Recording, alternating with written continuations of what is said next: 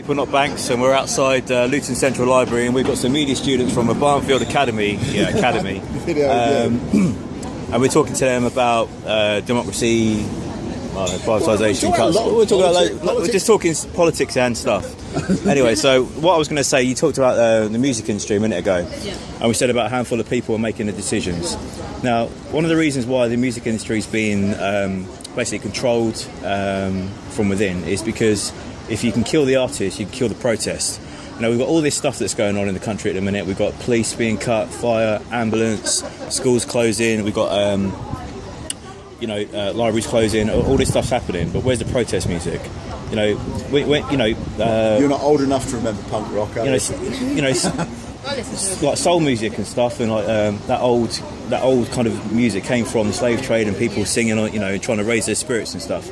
You know, in the 50s and 60s, we had protest music. We had protest music all through the 70s over the Vietnam War. We had protest music in the 80s. We had protest music in the 90s, and then Simon Cowell came along, right? So now we have. That's why the Christmas #1 used to be one of the most coveted #1 singles of the year. But now it's guaranteed to go to X Factor winner unless the people go and mobilise and they get Rage Against the Machine. We won't do what you tell us, right? So that comes in, gets #1. But why is it that a song from the 90s is the one that we have to use to make the protest? Because there isn't that music being done, or if it is, it's very much underground and it's not in the mainstream, and you have to go and hunt for it. You guys have to think for yourself. I find it absolutely staggering that you live in Sundon Park, and you live there, right? It's in your community, right? You're obviously going to college. You want to or you want to go into the media, and you weren't even aware that it was being closed until it was closed.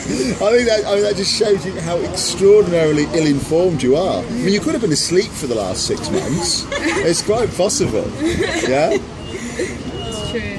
So, what you have to look though. The thing about education, what education is supposed to be about is, it's about thinking for yourself. Yeah, looking at stuff, coming to your own opinions. Don't let other people decide things for you. But that's what they want you to do. They want you to be a clone. Do any of you know who George Carlin is? I don't even know who George Carlin is. George Carlin used to be a comedian, and he died in 2008. Yes, I do know. He was, I don't know if anyone's seen Bill and Ted, the old Keanu Reeves movie. So he was the old guy who used to come out in the telephone box.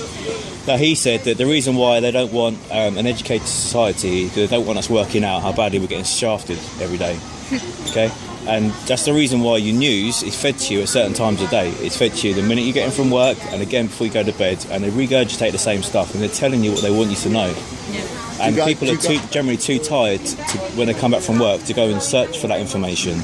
And that's where you have to make the difference. You have to be the ones that go out there and look for it. Do you guys do Twitter?